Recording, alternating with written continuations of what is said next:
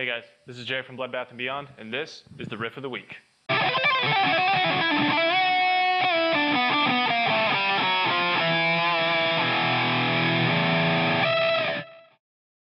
So today I want to go over with you an Avenged Sevenfold song. It's called Beast and the Harlot. The riff I'm going to take is from the chorus. It's the lead line that goes over it. I think it's really fun to play. Let's see what's going on here.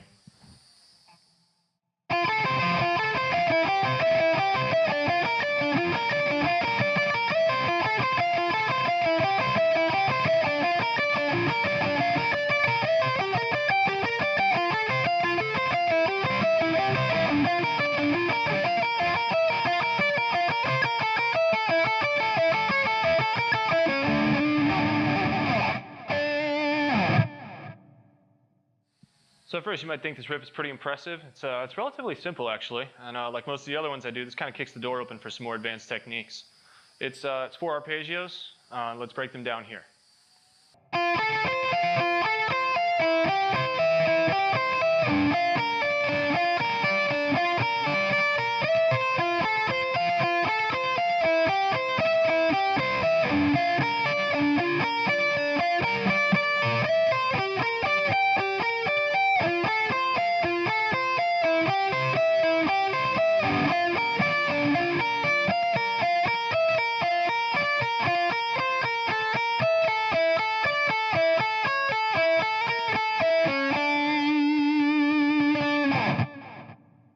Avenged Sevenfold plays in a drop tuning, but this riff is played on the strings that are unaffected by that tuning.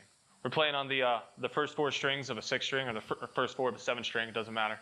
Playing on these 4 strings down here, so tuning doesn't affect these strings, and we won't be using the lower strings, unlike our first video. All right, so the first arpeggio in here is just a simple F major. Starting on your D string, we're playing the 15th fret. On the G string is the 14th, and on the B and E is the 13th fret. Similar to the bar chord shape that we use down here when we're strumming. It's only just displaced an octave up. After that, we're going to play a C major arpeggio, starting with the 14th on the D, the 12th on the G, the 13th on the B, and the 12th on the E. It looks kind of familiar to similar to an open C chord, except it's played up here, and we're omitting the root note C, so we're just playing the top parts of this arpeggio. We're going to keep the same shape and slide this down 2 frets for a B flat major.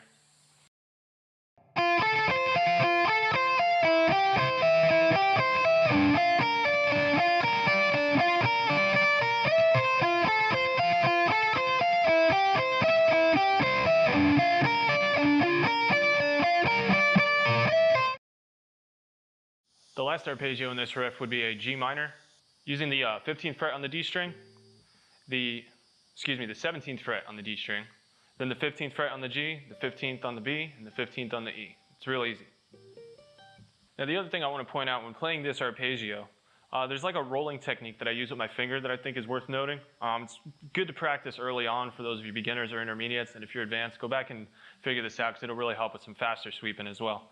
So we start with your index fingers almost standing up, then we kind of just bend that first knuckle to catch the B, and then we almost let go of the tip of our finger on the G to fret the E, the E string I should say. So you get it's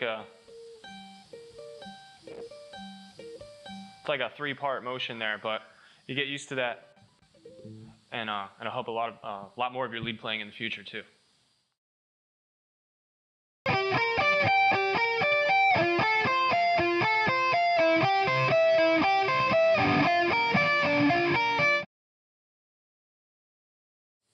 The ending part of this riff now is a little bit of it's a little trickier. It only involves the top 3 strings at first. We're going to be using our 13th fret on the E, our 11th on the B, and our 10th on the G. And you're going to descend on the E string between the 12th and then back down to the 10th. It'll look kind of like this.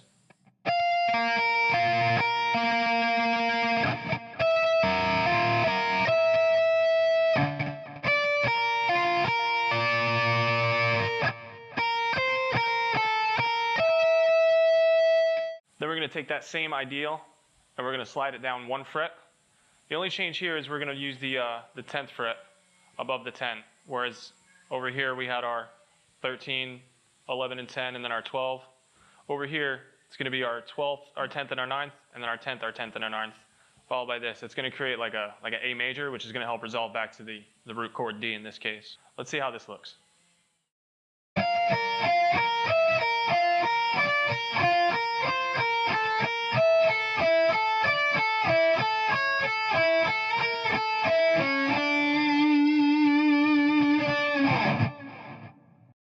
So yeah, altogether, pretty straightforward. There's not really much to break down here. It's all single notes. It's all picked. I recommend alternate picking, and I also recommend muting the low D and the G after you strike them. Mute them with your palm. And get used to kind of picking your palm up in between the strumming. I'll show you what it looks like here in slow motion.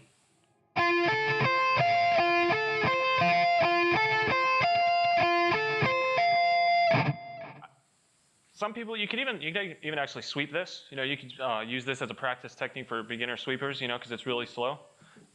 And it's really good, actually, because then you can speed that up, and then that'll unlock your sweep picking playing later on. So that's one of the reasons I chose this, too, is you can downstroke the entire riff if you want to work on your down picking, and it forces you to remain clear and play with clarity. So, I mean, downstroking, alternate picking, even sweep picking, there's a lot of options here. Just, you know, make sure it sounds clear, and you'll be on your way.